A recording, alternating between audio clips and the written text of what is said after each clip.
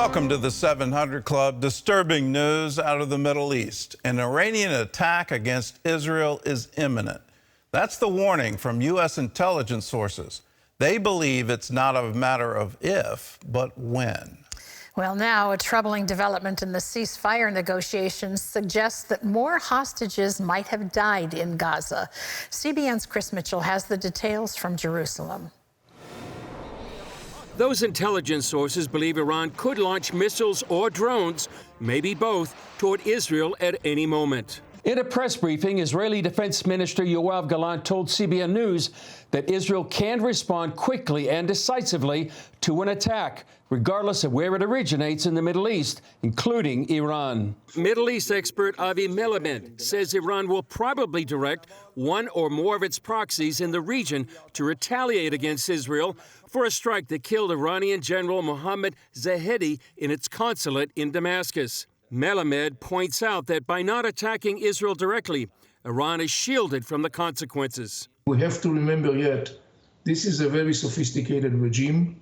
One of its major pillars of modus operandi is the concept of strategic patience, and they may apply the same concept in the context of the retaliation. Namely, they will wait for the right time and the right circumstances, and it doesn't necessarily have to be tomorrow. The Biden administration's support of Israel's war in Gaza has faltered, but the president says the U.S. will stand solid with the Jewish state against Iran's threats. Our commitment to Israel's security against these threats from Iran and its proxies is ironclad. Meanwhile, President Biden is calling on the terror group to act on a proposal to free hostages and kick off a 6-week ceasefire. They need to move on the proposal that's been made, and as I said, we'll get these hostages home where they belong. The proposal called for the release of 40 hostages at the outset, but Hamas has reportedly said it doesn't have 40 hostages that fit the criteria,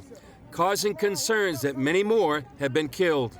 In Washington, House Republicans working on a resolution supporting the Jewish state in its war against Hamas spoke out against President Biden's criticism of Prime Minister Benjamin Netanyahu's handling of the war. Joe Biden has transformed into an anti-Israel president. There's really no other way to characterize it.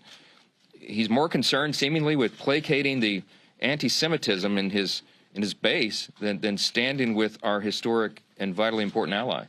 Chris Mitchell, CBN News, Jerusalem. Well, please pray for Israel today. Pray for their peace and for their protection.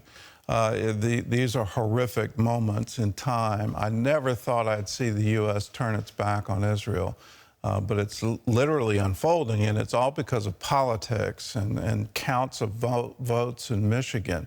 It's absolutely incredible to see this kind of activity where you're abandoning the long-term strategic ally in the Middle East, the only democracy there, who has been with us throughout the decades. And you just wonder, what are we doing pandering to votes on that level? It makes no sense.